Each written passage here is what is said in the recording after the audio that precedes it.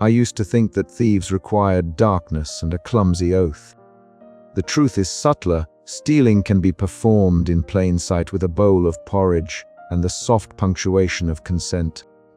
The playground was lit by an ordinary sodium lamp that made everything look like a found photograph. The lamp smelled faintly of burnt sugar and made the puddles glow the way old coins catch light in a drawer. It was raining with the sort of diplomacy that does not ask permission. It only signs treaties with rooftops. Theo slept with one leg tucked under the other, the toe of his shoe brushing the wet wood of the swing. He had a way of folding himself small that suggested he believed the world might fit if you pressed hard enough. From a distance he was a catalogue of small, luminous gestures, a thumb tucked into a fist, a smear of jam at the corner of his mouth, hair that refused to lie flat. Up close he was the sort of child who made you forget to be theatrical because you were busy being human. I had not planned to be in a playground at midnight. The circus had finished the day's show in a town that paid its reign in polite installments. We'd packed our tents into habitual, shaky bundles, and I had floated, as men like me do, into a quiet that the troupe calls, after gig solitude, and the rest of the world calls the moment when you realize you are mostly hollow. The tense seam had given us another inch of time this afternoon. Nell tightened a stitch with a mouthful of exclamation. August had clicked his brass counter, as if measuring the courage it took to mend, and still the hollowness rattled. Etta's lists had folded into my coat earlier, a small piece of her, written weather that smelled faintly of dust. I had come out with her blessing and the peculiar, clerical phrase she used for permission: borrow what you must, return what you can. The phrase sounds like a proverb until you must apply it to laughing. I sat on the swing opposite Theo and learned to listen like a thief. The swing complained with each small movement, a jointed thing that remembered a childhood before schedules, and the murmured squeak was the soundtrack to my resolve. In the lamplight Theo's lashes lay like folded paper. In the lamplight the world had a softness that made transgression seem ceremonial. There is a procedure for asking for a favor from a child. It says, be honest enough to be humble and foolish enough to be specific. I had no special ritual. Only a pocket watch that told jokes, instead of time a family heirloom of punchlines, and a conscience that did not punch with quite enough conviction. I drew from my coat a small tin of marred biscuits, something a child would notice and accept as currency without drawing the taxman's interest. Theo woke while I was arranging the tin in my lap, the way someone wakes who has been practicing waking since birth. He looked at me, and there was no suspiciousness in his look. Children are either suspicious of everything or of nothing. Theo belonged, it seemed, to the latter colony. Hello, I said, and my voice sounded like a man practicing the sound of being normal. You smell of the circus, he said, which was both observation and diagnosis. It is a lingering odor, I agreed. Will you have a biscuit? He took one, examined it as if it might be an educational pamphlet, and then ate it with a kindness I had not earned. The lamplight caught the crumbs in his lashes. I know you, he said. You make people laugh. Yes, I said, and the truth sat like a loose stone. But I cannot laugh. A child having a secret is different from an adult having one. The adult remembers the secret for efficiency. The child treats the secret like a new toy. Theo's face folded into a question that was both delighted and small. Why, he asked, and his why was the compact of all honest interrogatives.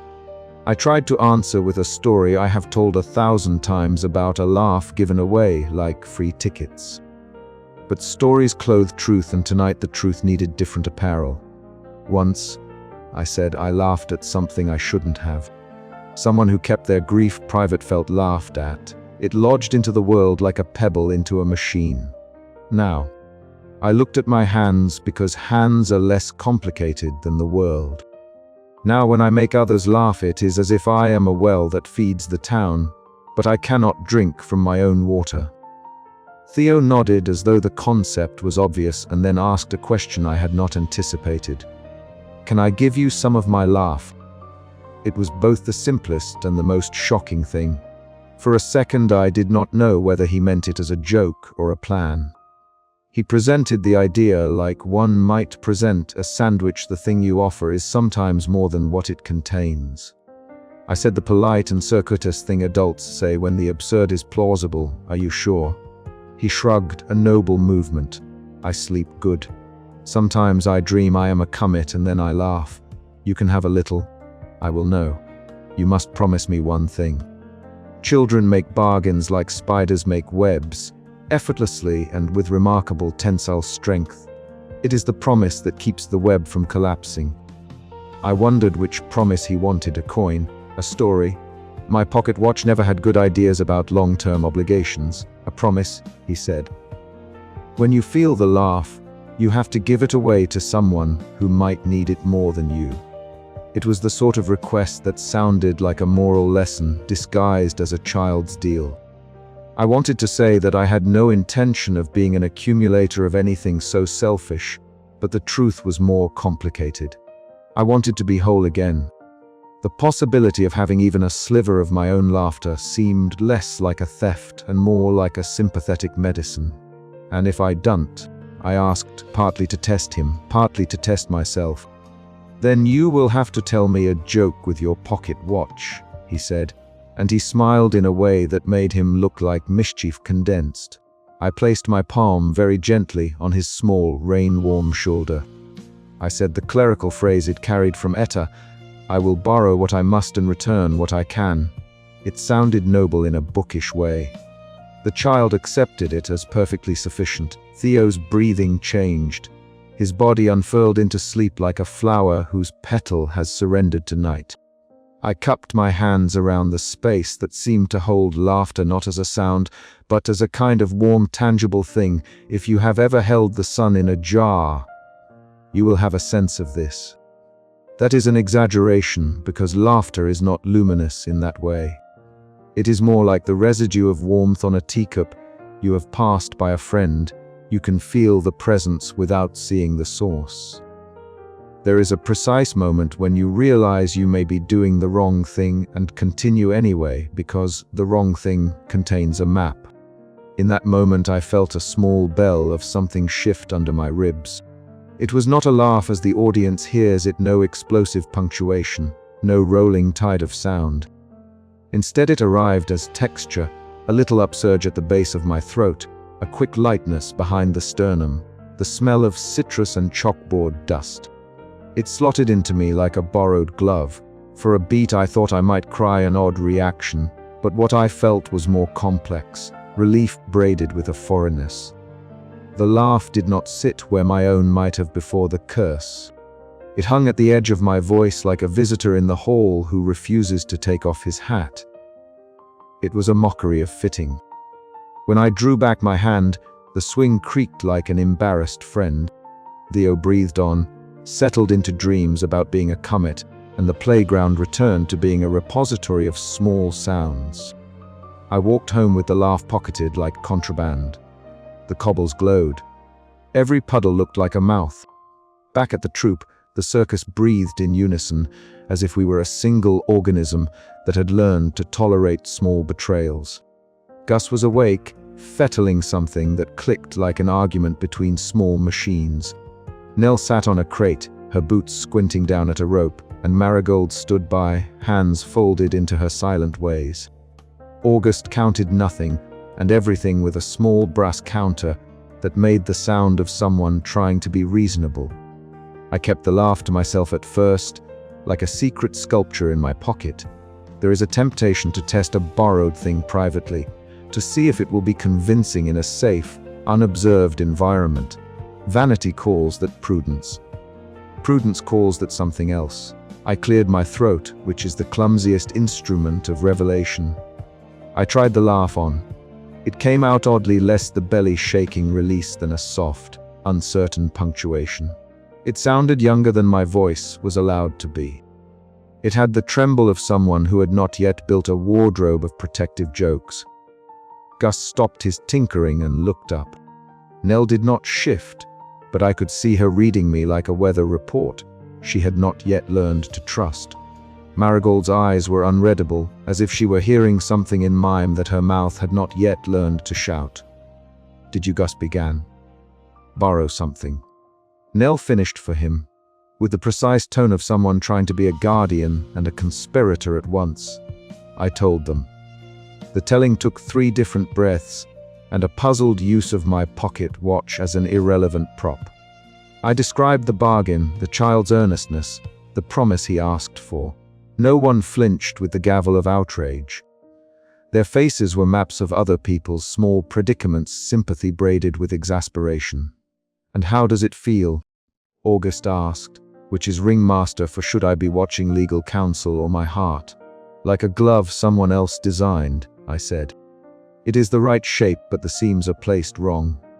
I can make it work for a scene, but it chafes if I laugh properly."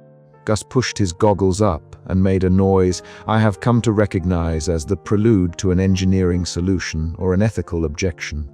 "Could you measure it?" he asked. "My machines can register pitch and decibel. They cannot tell intention, but they can tell whether the sound originates from your vocal cords or is a projection." "Is it theft if the owner consents?" Nell asked. The question hung there like a wet cloth. It was a practical question, not rhetorical. It required answers that contained both law and grace. Etta's voice arrived from where she had been, as ever, folding weather into her speech. "Consent changes things, but it does not absolve all consequences," she said. "A gift can still cost the giver. A favor can still be a burden."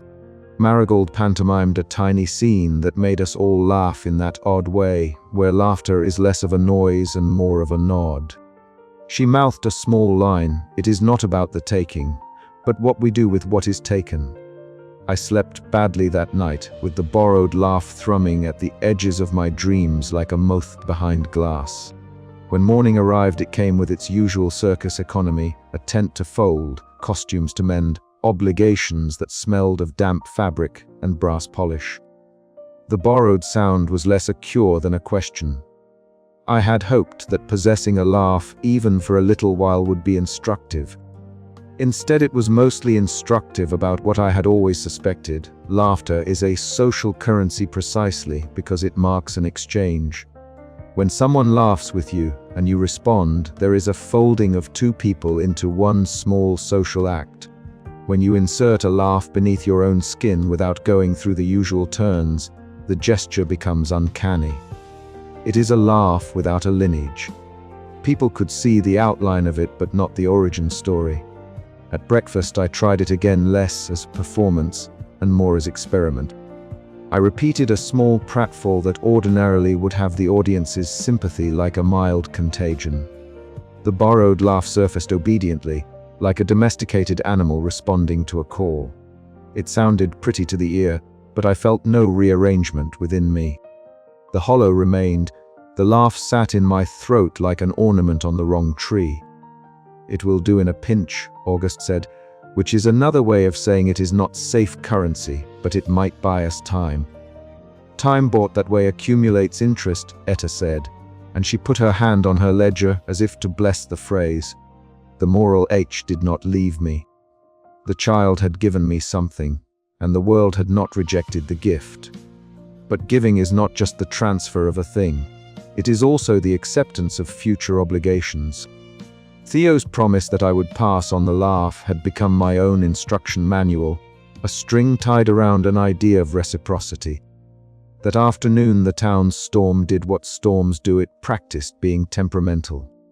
Rain stitched the tents into the day, and the circus moved like a living, patched animal into the center of market trade. We performed cheap miracles and cheaper jokes. The audience paid with coins and small bits of astonishment. I used the borrowed laugh sparingly. It felt less like me and more like a costume that had been tailored by a different tailor. Something odd happened after a particularly clumsy gag when a woman in the front row, who had been reserved in the way people with a long sorrow are, reached up and touched the air where the laugh might have been. Her hand trembled. I felt the borrowed sound shift.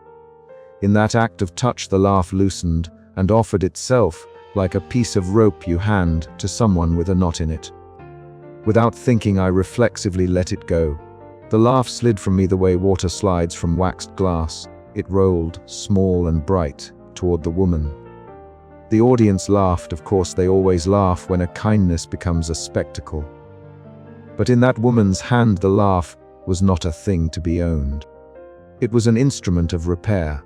Her shoulders, which had held a history for decades, dropped a millimeter. She laughed again, not as performance, but as relief.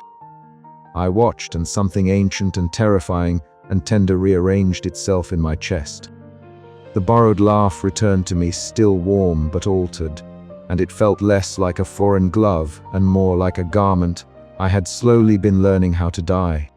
Theo's rules of passing it on when the need was greater had not been intended as a moral hairshot.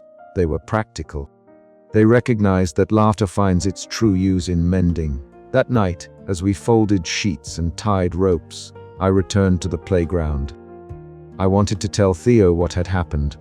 I wanted to give him back not the laugh, but the account of its uses. Children like balance and closure perhaps more than adults like spectacle. He was there, as if he had been waiting for the full moon to make up its mind. And when he saw me, he did not seem surprised. "You gave it away," he said with the flat, delighted precision of a person who had not mistaken irony for advice. "Yes," I said, "and it came back different. Thank you." "It is better this way," he said, and then, conspiratorially, "Do you think the accountant noticed?" It was the first time since the tense had begun to fail that a practical concern threaded through my private dilemmas. We were not, as August liked to remind us, above the law of things that keep ledgers. There are entities in this world who inventory the uncountable. I thought of No. Zur and the clerks that rustle like paper storms during downpours, of the ledger stitched from cloud that tollied joy as if it were a commodity. "Maybe," I said. "Maybe not. But if it did, tell it this: some accounts need a margin for fumbling." Theo smirked like a small conspirator, and then, in a move that broke my heart into useful pieces, he put his tiny fist against my palm, an old-fashioned seal. "If you ever need more," he said, "you must tell me about the comet." "You dream of comets?" I asked, suddenly keen to collect more small things about him. No, he lied in the way children do. I just liked the idea that big things move fast and still get to be beautiful. We sat on the swing together in companionable silence, while the last drops of rain fell like a soft punctuation around us. The world felt in that moment like a thing that could be mended with small hands and patient machines. Coming home with a borrowed laugh had not solved anything. It had, however, taught me that recovery might not be a single dramatic unboxing. It might instead be a series of little restitutions, lens, returns, shared usefulness. When I returned to the tent, the lanterns were low, and the troops slept with the tiredness of people who have done their day's honest labor. Nell snored like a small engine, and Gus muttered in his sleep as if he were still arguing with a gear. August counted not applause but soft breaths with his brass counter. Etta sat up and wrote in her list, which is how she prays. I lay down with the pocket watch in my hand. It told an old joke about a man who tried to hold thunder in a teacup and ended up with a kettle. I smiled, which is not the same as laughing. The borrowed sound was still a presence, but it was now a presence I had learned to treat as a responsibility rather than a trophy. Outside, the rain kept its long, municipal rhythm. Somewhere, I thought perhaps in a back room where ledgers are kept and policies coagulate, a clerk might frown at a line that would not balance. If no Zira noticed, then perhaps they would come with umbrellas closed like iron hands. If no Zira did not, then the world would continue to be a place where small mercies are traded under lamps, and the economy of joy remains delightfully, maddeningly uncountable. I had borrowed a laugh and learned that it was both a borrowed thing and a borrowed instruction. Theo had given me a rule that cost him nothing in the immediate sense, and yet clarified everything. When you borrow laughter, you become, for a time, its steward. You are tasked not merely with usage, but with its transmission. That night I made a new vow that did not sound heroic. I promised to use whatever pieces of mirth I could find to make other people's stitches hold a little longer. I promised to return what could not be kept. And as the tent sighed and the city exhaled, I discovered an anxious but hopeful fact. Sometimes reclaiming what you have lost requires learning how to give it away first. I did not sleep deeply, but I slept with a gentler kind of wakefulness. In the morning, the pocket watch told me a joke about accounting. I put it back into my pocket next to a biscuit tin with a missing lid and a small note from Theo that read, in his careful scrawl, "Comets are stupid and beautiful." The circus rose like a congregation, and we set about the day's rituals. I had a laugh now that could be used, shared, and perhaps misused. The important thing was that I understood its source and its fragility. Close as we were to the unthreading of canvas and the bureaucracy that might come to clip our wings, I felt for the first time that strategy might be softer than confrontation. The borrowed laugh had not fixed me. It had not even come close, but it had been an honest exchange, and honesty, as Etta often notes, is surprising in accounting. I walked out to the edge of the ring and practiced something with no audience, but the early gulls on the rooftops. I gave the laugh away twice that morning to a woman who had lost a letter and to a lamplighter who had mended his gloves poorly. Each time, the sound altered, took on a new inflection. It came back a little richer, a little less foreign. As we packed our wagons and tightened our ropes, I wondered if the ledger stitched from cloud had noted the transactions. If no, Zoe had been watching. Perhaps it would have recorded a small anomaly, a laugh transferred by consent, and then passed again as charity rather than commerce. If it had noticed, perhaps its clerks would tilt their umbrellas in curiosity rather than condemnation. We left the town with one more intact seam than we might otherwise have had, and with a child somewhere who probably thought he had made a practical joke on an old clown. I had taken something sacred and given it new purpose. The ethical cobwebs were not undone, but they had been dusted at least. There is a temptation to believe that restitution is a single, sweeping gesture. In my experience, it is a catalogue of small, often ungainly acts, promises made in mud, biscuits traded under sodium lamps, comets confessed in the dark. The laugh I had pocketed was not mine in a way that satisfied my vanity, but it was not useless. It taught me a different bookkeeping, one where value is measured not merely by receipt, but by circulation. As we rolled toward the next rain-slicked town, August clicked his brass counter and muttered a string of numbers that sounded, for once, like a prayer. Etta folded a new page into her ledger and wrote Theo in tiny letters, as if to reserve the child in a humane margin. Nelson, who is not part of our troupe, but who occasionally appears with bread, told a joke about a lamplighter and a clown that made no sense but warmed my chest.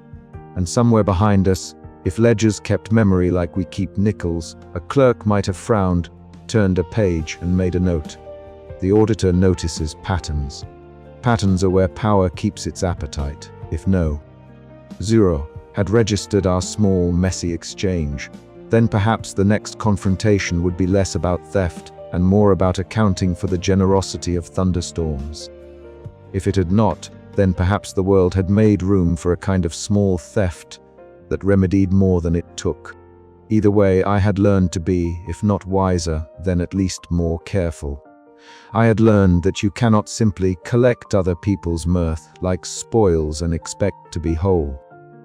You must also learn where to put it when you are finished, and you must be willing to let it do work beyond your vanity. Theo had taught me that with the solemnity of a child and the cunning of a comet. We moved on because that is what traveling things do. The rain took the prints of our passage, and if the world was kind, left our small repairs under the tread of boots and awnings. In my mouth, the borrowed laugh had softened into a tone I could bear. It had not returned me to my former, untroubled laughter. It had given me, instead, a new way to practice being whole, and that, in the ledger of things that matter, might be the only accounting the circus could ever afford. I had up until that night arranged my life like one of those complicated pratfalls I performed for money, every movement accounted for, every bruise catalogued.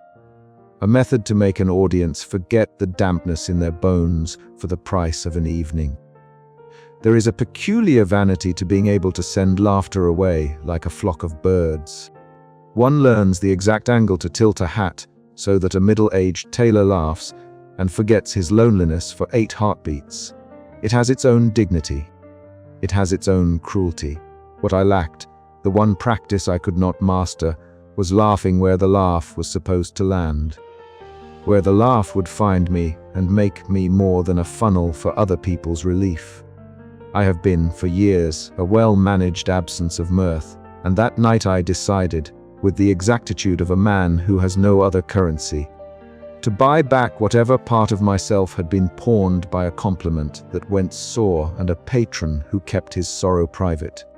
Backstage the circus smelled of damp canvas and lemon oil, the 2 scents combining into an odor that has, over the years, become what the English call atmosphere and what we call home. A lantern cast a thin, round patch of light like a shallow sun. The rest of the world outside the tent was a wash of gray and rain. Inside, things kept shape because we asked them to. Nell Highwire Fenn was sitting on a crate with one boot propped on the other knee, watching me with a patience that looked like a gamble. "You sure about this, Merrin?" she asked, voice a hot pebble in the cool air. I had rehearsed the answer for a dozen evenings. "Yes, I am sure." What I meant by that small sentence changed between breath and syllable. The truth was that I had become sure, because there were no other plausible arrangements left. When I was small, the world offered me the comfort of absolute certainties. Rain soaked you, pies were good, and you could always count on someone to fall off a ladder. Now the world offered me only choices measured in decimals. The tents were unthreading and towns were drying their festivals like damp linen.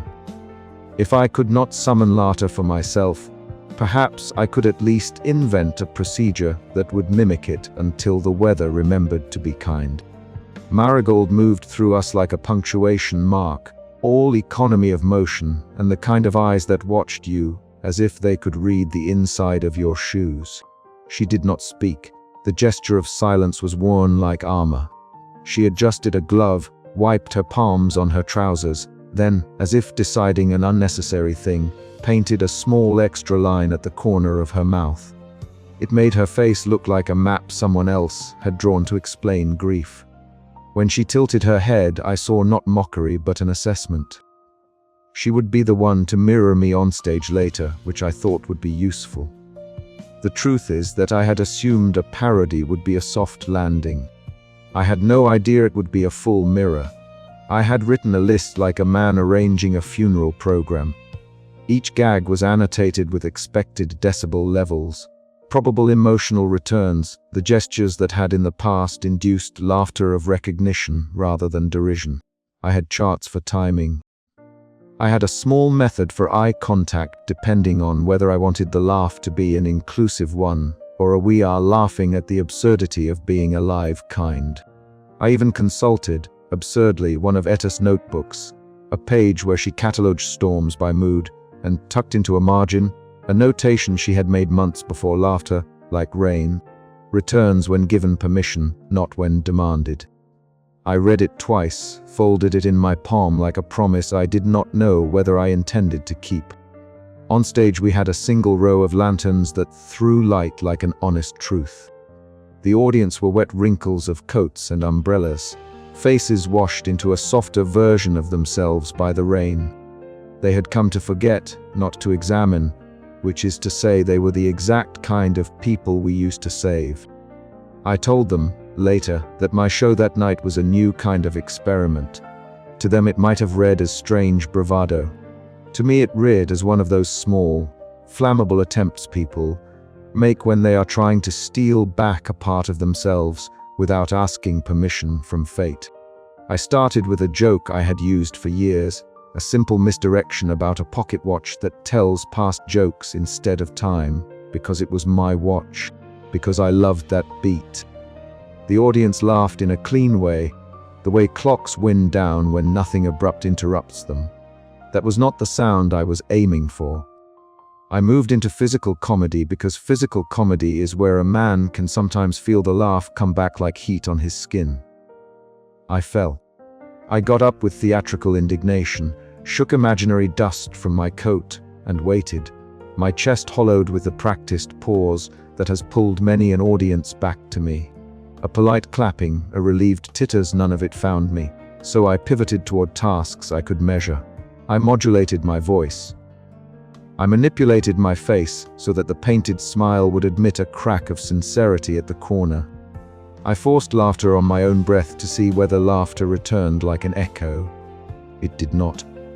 At intervals, I made the kind of mistakes clowns are allowed to make, forgotten lines. The wrong prop pulled from a bag, but this was theatre's mercy when you are being human. Here, the catastrophes were staged and forgiven. The catastrophe I made that night was not staged enough, it was naked. At some point in the middle of my best attempt, that exquisite microsecond, when a joke either makes an audience or collapses under the weight of its own aspiration, I felt a tug on my collar and a fit of panic that traveled then like a small animal. I tried a word, then another. I attempted an old bit where I pretend to mix up the acts of love and loss. A fragile conflation that used to make people laugh because it let them see their own half-truths. That night it only made them uneasy. They laughed somehow at me, not with me an entirely different currency. When people laugh at you, it is cheaper, like reusing confetti. It falls apart from the first breeze. Marigold, who had been sitting stage left in her silent posture like a willow, began to move. It was almost an instinctual thing.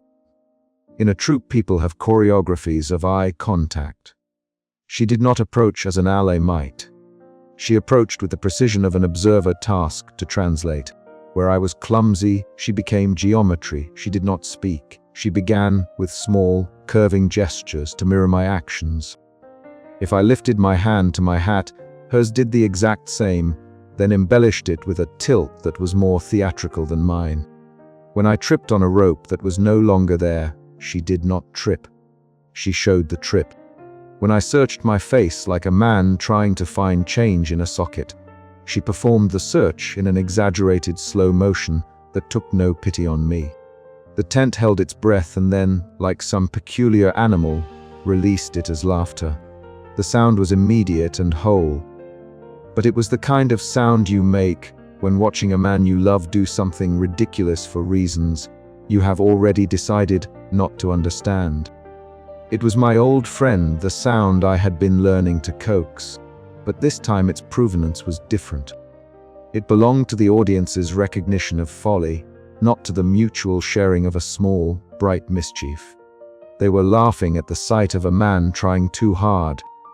They were laughing at my failure to be the kind of clown who does not need to ask for permission to be small. Humiliation is an animal you know better by smell than by sight. It arrives as the metallic flavor of blood in your mouth, as a sudden shrinkage behind the eyes. It has nothing like the clean arc of pain. It is a slow creak, a feeling of being taken apart gently enough that even your enemies would call it humane. I felt it. The lantern light turned flinty. My paint seemed to have been applied to a different face than the one I was wearing. I kept performing because performance is what you do even when you have nothing left to offer yet. Every gesture felt like a falsification. Marigold's pantomime had a scientific clarity. She did not caricature me to humiliate. She rendered me as if conducting a study on a subject of immense pity. Her hands drew arcs in the air that suggested falling, rising, searching, and then, in the simplest of beats, offering.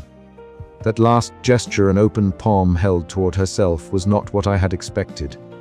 The audience laughed again, but the laughter had in it a cracked tenderness now.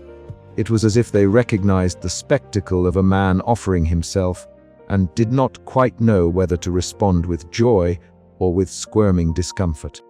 When I finished, the applause was generous and earnest in a way that did not belong to me. People clapped for the spectacle of my collapse.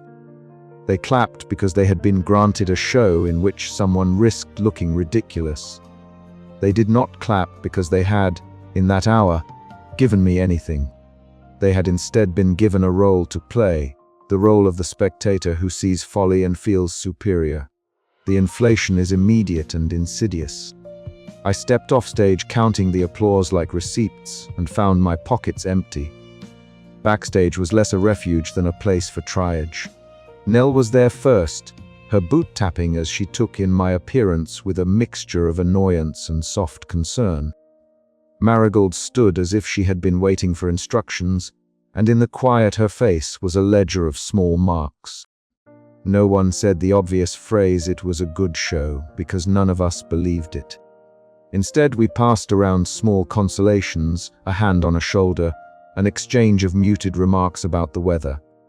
We sat under the shelter of the awning while the rest of the troupe dispersed into the rain. The rain was an honest and patient thing that night, tapping like someone waiting at a door. Etta appeared eventually, her spectacles fogged at the edges as if she had been reading the sky. She did not open her notebooks. She did not need to. She folded her hands and looked at me for a long moment like someone considering whether to lend you money she cannot afford. "You wanted to make yourself laugh," she said. "Yes," I said, and what I made instead was a proper embarrassment. She smiled in a way that was not unkind. There is a difference between practicing a craft and attempting to manufacture what is essentially a form of permission. "Permission," I echoed. The word struck me as a small, wet stone. "Yes," she said. "Laughter is a permission. It is permission to feel fragile and still be acceptable. When you demand it, you make a market of mercy. We are not, any of us, good at markets." I thought briefly and foolishly that I had been the only one with pockets full of imaginary currency. Etta's statement implied that the rest of the troupe had also been trading in some sort of unspoken economy. I had suspected as much. Gossamer economies of favors and secrecy had long held us together, but to hear it out loud felt like an inventory being taken of bones. Marigold watched my face and then, as though to make some invisible tally, finally moved to sit beside me. She rested a hand on the bench between us, not touching me. "It was a small piece. You set out to steal your laugh," Marigold said in a whisper that was like 2 fingers sliding across glass. "And you learned you could not, because it is not something to be stolen. It is something to be invited." I wanted to argue that the invitation required me first to be generous, to give the laugh away so it would return. But the sound of my own voice that night had been a thin thing. There are certain private humiliations that taste of iron and cannot be explained away by reasoning. The troupe, for its part, did not flinch from what had happened. Over the following hours, the tent became a place for small, secret confessions. Nell admitted she sometimes clipped her risk with a measure of control, because fear of losing us had turned into a superstition that made her cautious. Gus muttered about broken gears and the ethics of measurement. August did not, in that hour, come to inspect the receipts. That silence from him is worth noting. It is sometimes the loudest sound a leader can make. We did not scold each other. We unpacked, instead, what we had hoarded. In the dimness I found myself telling a story I had never told before, a story of a laugh given at the wrong moment. A private sorrow laughed at in a way that had been savage in its casualness. I told it because the machinery of my humiliation had stripped me down to the raw material that had engendered the curse in the first place. To my surprise, confession did not free me then. It simply made the perfidy that had once been a private wound public. But there is a later consequence to that publicity. It binds people in an unaccustomed way. Marigold returned to silence as if it had been her natural habitat, but the act of mirroring had had an effect it did not intend. People began in small towns the way fires begin, to speak of absurd confession as a form of relief. That night some in the audience went home and did what audiences rarely do. They told one another the small truth they had hidden, a silly apology or an embarrassment. It leaked out. I heard of it later from Mrs. Finch at the bakery when she handed me a stale donut and the coin of a story. Your show made me remember the time I called my husband by my father's name, and we've both been laughing about it for years. The confession was small, but it was honest and it had teeth. So the failure in the larger ledger of things did not close the book. It opened another. I had intended to be scientist and man of instruments that night. Instead, I had become, unwillingly, the instrument of confession. There is a strange humility in that role. Instruments are useful, but they are not owners of the sound they help produce. They cannot claim a laugh. They can only facilitate and sometimes abridge. That evening taught me that much, and taught the troupe something else too, that we had been clinging to methods and metrics out of fear more than out of necessity. That the counting of applause had become a kind of ledger that kept us honest in public, but bankrupt in private. At the very edge of the night, when the lanterns were packing their own shadows, I found myself alone with the pocket watch I always carried. I wound it and the old tick sounded like an apology. I turned it in my hand and realized with a small, cold surprise that the watch contained jokes I did not remember learning. They were jokes about small things, mismatched socks, a cat that stole a mayoral hat. The micro-laughter that people tuck into the seams of their lives flashed through my mind like a film reel. I could remember the shape of those laughs. I could not feel them. What a strange difference between remembering and inhabiting. I closed the watch and put it back in my pocket. It lay there like a promise I had not yet earned. When I walked to the tent flap and looked out at the rain-slicked street, I thought about the next morning, when Gus would be in his workshop with grease under his nails thinking of a machine that might help. I thought of Etta and her ledger, and how she might fold a page into a prayer. I thought of August and whether he would count this night in his books as a loss or as a realignment of values. I thought of Theo, the child from the playground, and the ethics of borrowing a laugh. The questions assembled like a jury. A forced smile had been a bad remedy. A forced laugh had been a worse experiment, and yet, in the rubble of this failed attempt, I found a beginning. Humiliation had not been the end. It was a kind of clearing in which, perhaps, something more honest might be planted. I went to bed with the sound of rain in my ears and the memory of Marigold's exacting hands. They had not mocked me. They had only shown me what I looked like when I was trying to be someone else. When dawn came, it would find us patching a seam that had gone to water, debating whether to insert ceremony where speckle had been. That is what happens after a public failure in a troupe. You either dissolve into shame, or you turn the embarrassment into a curriculum. We were, by inclination and necessity, the latter. I did not yet know how to laugh for myself, but I had learned the cost of pretending. That, I thought as I drifted toward the thin sleep of men who have been humbled, would be useful. If nothing else, I had a new question to wake to. How might I invite laughter so it would choose me rather than be consigned to me?